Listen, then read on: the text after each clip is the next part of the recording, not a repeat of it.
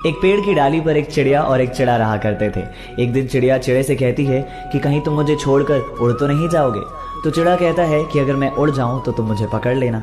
तो चिड़िया बड़ी मासूमियत से कहती है, मैं तुम्हें पकड़ तो सकती हूँ मगर फिर पा तो नहीं सकती। ये सुनकर चिड़े की आंखों में आंसू आ जाते हैं और वो अपने पंख को तोड़ देता है और कहता है कि अब हम हमेशा साथ रहेंगे।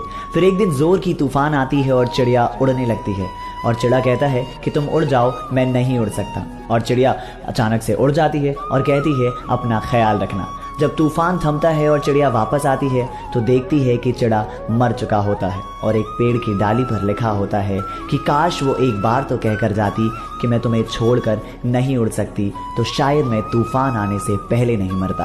अर्थात प्यार करना गलत नहीं है, लेकिन गलत शख्स से प्यार करना बिल्कुल गलत है। वो कहते हैं ना कि तू मतलब की दुनिया में तू क्यों बहता है, जरा संभल कर चल, यहाँ हर शख्स टूट कर